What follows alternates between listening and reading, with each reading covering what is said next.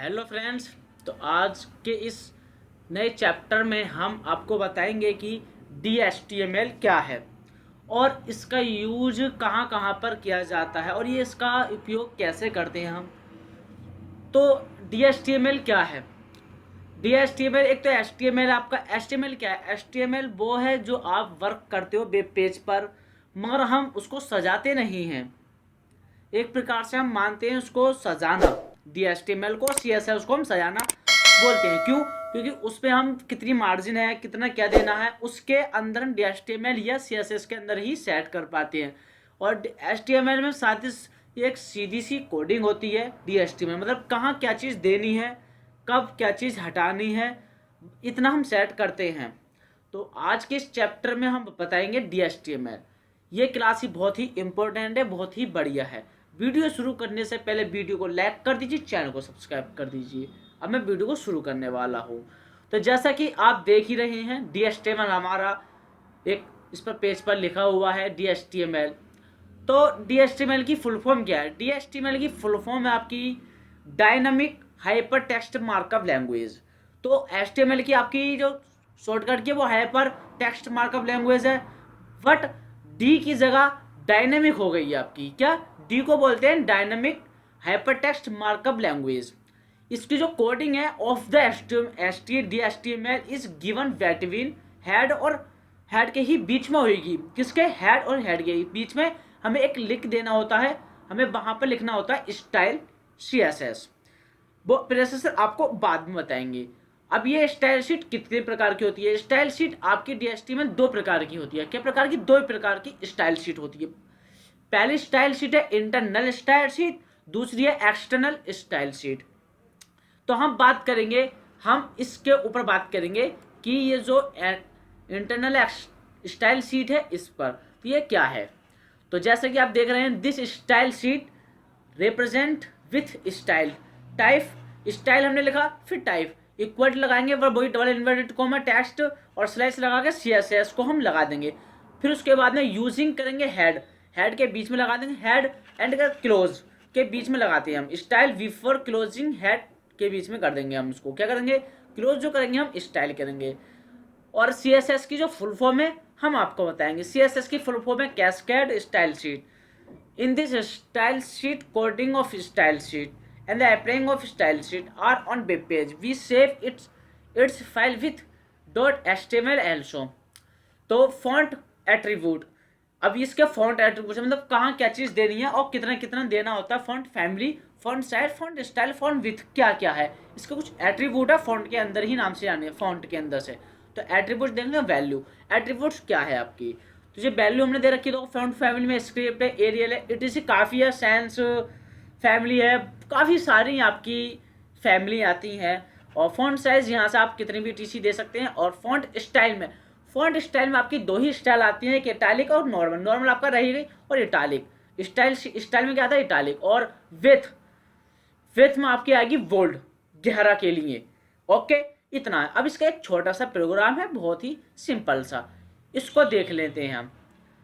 तो ये प्रोग्राम है HTML head title font attribute title. हमने क्या कहा था आपसे? हमने क्या बताया था? हेड टाइटल हमने फॉन्ट एट्रीब्यूट दे दिया, फिर टाइटल। टाइटल के बाद में हमने क्या देंगे? स्टाइल टाइप दे दिया हमने। यहाँ पर देखो, ये हमने क्या दे दिया? स्टाइल टाइप दे दिया। फिर .txt लिखने के बाद में यहाँ पर हमने इस हिसाब से क्लोज कर दिया। ओके, अब हम बात करते हैं इसका सजाने के लिए। ओके, तो हमने कुछ टाइप करा था बॉडी के अंदर। हमने क्या टाइप करा? बॉडी के अंदर हमने ACTC कंप्यूटर सेंटर लिख लिया है और H1VR डिस्क्यूसिंग अवार्ड फॉन्ट एट्रीब्यूट। यहाँ आप कुछ भी टाइप कर सकते हैं। ओके, जैसे हमने टाइप कर दिया,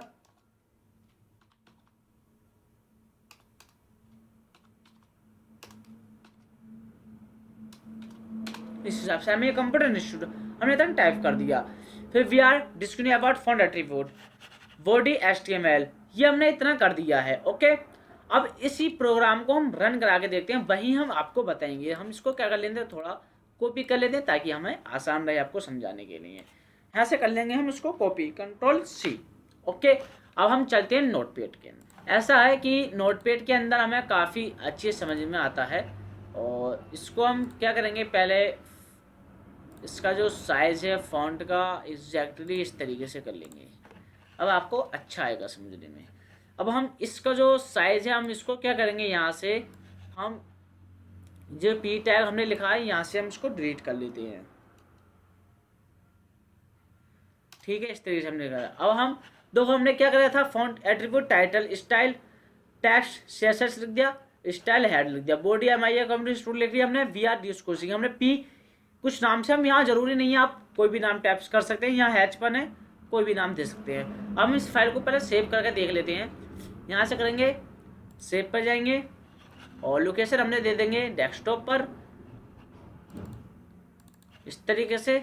और डेस्कटॉप पर देने के बाद में यहाँ हम कोई टाइप कर सकते हैं, कोई नाम भी टाइप कर सकते हैं।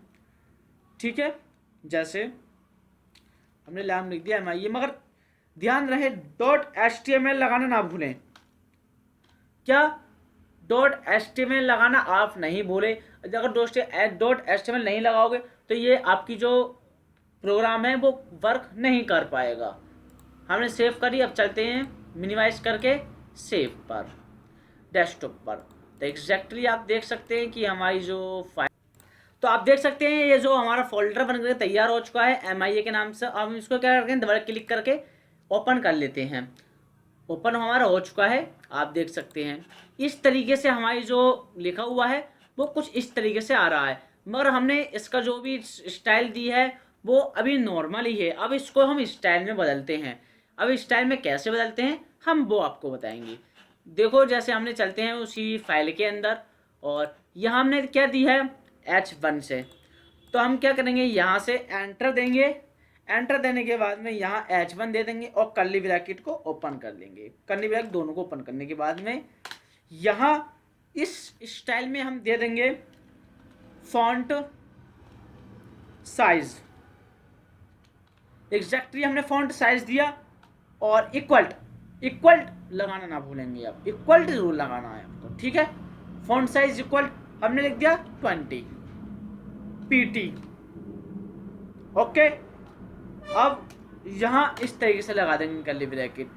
अब यहाँ अब दे देंगे font style, font style equal वही इटालिक, इस तरीके से चालू कर लेंगे। अब हम क्या करते हैं, ऐसे ही एक फॉन्ट फैमिली लगा देंगे, फॉन्ट फैमिली इक्वल, यहाँ अब कुछ भी दे सकते हैं, हमने एरियल दे दिया है इस तरीके से। अब हम चलते हैं दूसरी के ऊपर बात करेंगे, एंटर दे देंगे। यहाँ V हमने क्या लिखी है P, तो हम इसको P के नाम से दे देंगे। कर्ली ब्रैकेट को ओपन करते हुए इसी लाइन को हम इसी में ही दर्शा लेंगे इस तरीके से। इसकी एक कॉपी कर लेंगे यहाँ से और यहाँ लाके क्या कर देंगे, हम इसको पेस्ट कर देंगे। आसान है हमारा करने में, बस इसको हम थोड़ी साइज जो है 30 रख लेंगे। और फॉन्ट स्टाइल आपका इटालिक है, फॉन्ट स्टाइल नहीं फॉन्ट विथ रखेंगे। अब हम इसमें